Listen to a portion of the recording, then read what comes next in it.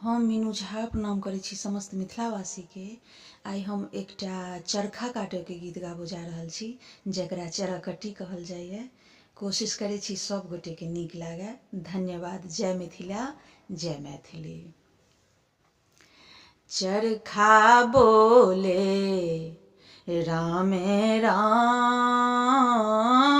बाबा के अंगना आजन बाजन, बाबा के अंगना आजन बाजन, लागे बर सोहान।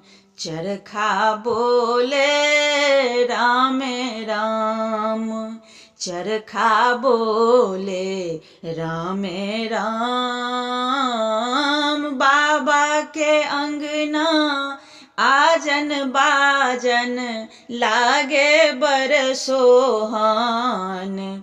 चरखा बोले रामे राम। चरखा काट बैसली दीदी, भैया समंगथी इनाम।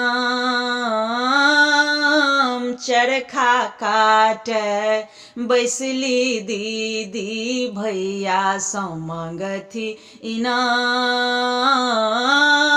गाल फुलौने बजली भौजी, गाल फुलौने बजली भौजी, ननदो करथी हरान।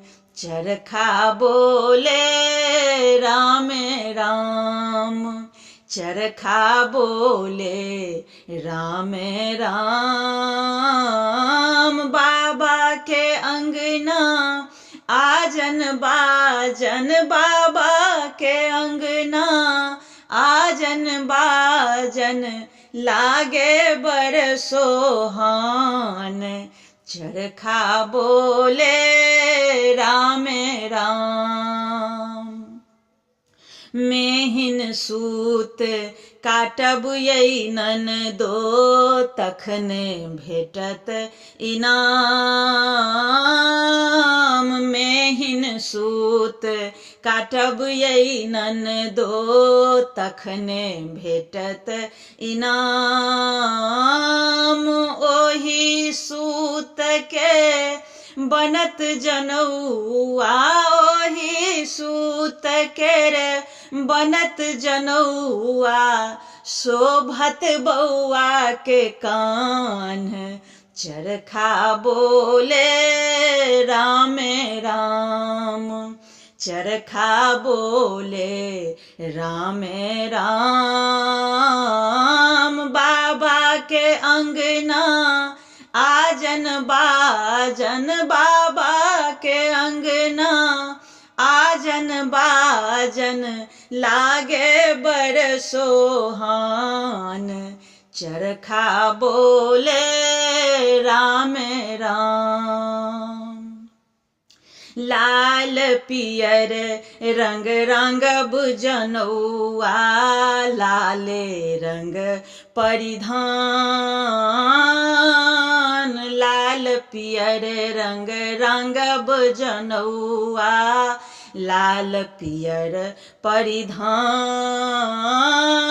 लाले पियर रंग मरबा साजब, लाले पियर रंग मरबा साजब, गायब मंगल गान।